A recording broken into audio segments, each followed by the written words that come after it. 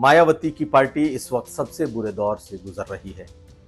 हालत यह है कि बीएसपी का वोट बैंक घटते घटते लगभग 8% पर आ गया। हालांकि ये आधिकारिक आंकड़े नहीं हैं, ये आंकड़े आने में भी थोड़ा वक्त लगेगा, लेकिन माना यह जा रहा है कि पिछली बार भी जितनी बसपा को वोट आई थी उसका भी 1/3 हिस्सा इस बार निकल गया। मायावती के लिए सबसे बुरा दौर इसलिए क्योंकि इस बार जिन 80 सीटों पर उन्होंने चुनाव लड़ा है, एक भी सीट जीतना तो दूर नंबर 2 तक बसपा नहीं पहुंच पाई। जिन 10 सीटों पर पिछली बार गठबंधन करके बसपा जीती थी, उन 10 सीटों में सभी सीटों पर या तो वो तीसरे नंबर या फिर कुछ सीटों पर वो चौथे नंबर पर आई है। तो ये उस बीएसपी का हाल है जिसने कभी उत्तर प्रदेश में 3-3 सरकारें चलाई थी।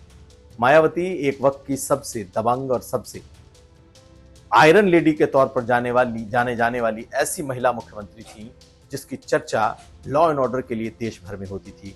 लेकिन मायावती से बीजेपी का टैग ऐसा चिपका कि अभी तक हटने का नाम नहीं ले रहा। रिजल्ट के बाद आज मायावती ने एक प्रेस रिलीज जारी किया।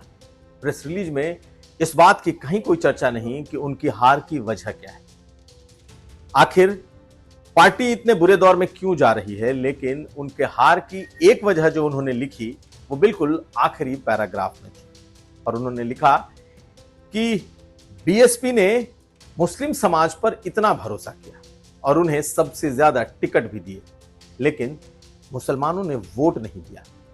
इसलिए अब आने वाले वक्त में उन्हें मुसलमानों की जो सियासी भागीदारी बीएसपी में होती है उसे लेकर सोचना होगा। यानी कि अपने इस खराब प्रदर्शन का पूरा ठीकरा मायावती ने जो मुस्लिम वोटर्स हैं उनके सर फोड़ दिया है।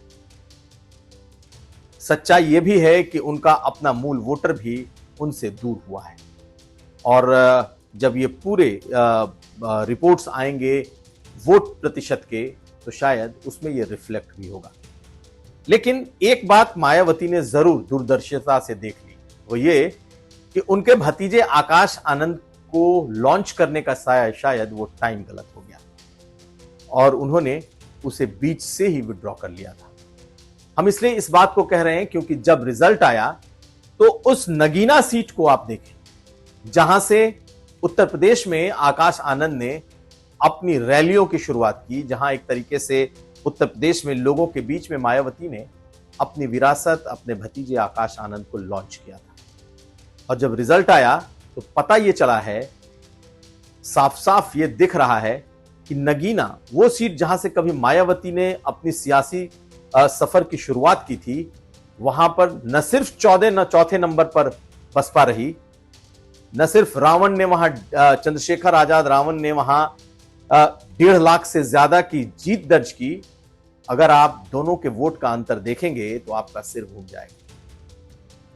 बीएसपी को सिर्फ 13,000 से कुछ ज्यादा वोट मिले हैं उस पूरी लोकसभा में, जबकि चंद्रशेखर रावण और बीएसपी के बीच का जो गैप है वोट का वो 5 लाख का गैप है, 4,99,000 से ज्यादा का गैप है।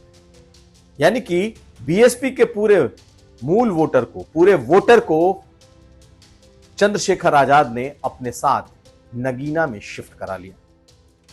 हालांकि उसके बाद 2 चरणों तक आकाश आनंद ने चुनाव प्रचार किया, लेकिन कहीं ना कहीं बसपा को शायद ये अंदाजा हो गया था कि आकाश आनंद को लॉन्च तो किया है, उनकी सभाओं में भीड़ भी आ रही है, उन्हें युवा सुन भी रहा है, लेकिन शायद वोट में वो तब्दील नहीं हो रहा।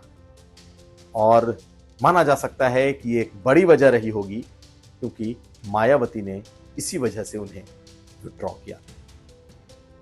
तो मायावती के लिए, बसपा के लिए रोड अहेड क्या है, आगे वो क्या करेंगी, ये एक बड़ा सवाल है। क्या वो किसी गठबंधन का हिस्सा होंगी, क्योंकि 2027 का चुनाव सामने है। लगातार 2 चुनाव अकेले लड़कर उन्होंने देख लिया है कि अब अकेले लड़ने से उनकी शक्ति दिनों दिन कमजोर होती जा रही है, और अगर बीजेपी का टैग फिर लगा तो पता नहीं आगे कौन सा वोट उनके साथ रहेगा। लेकिन जिस तरीके से आज उन्होंने मुस्लिम वोटरों पर ठीकरा फोड़ा है, ये आगे के एक गठबंधन का संकेत जरूर देता है, क्योंकि यही वो एक वोट वर्ग है जिसकी वजह से बीजेपी के साथ गठबंधन उन्होंने करने से परहेज किया है। तो क्या आज के इस प्रेस रिलीज में भविष्य के संकेत छिपे हैं? इस पर हमारी नजर रहेगी, लेकिन मायावती के लिए ये चुनाव किसी बुरे सपने से कम नहीं है।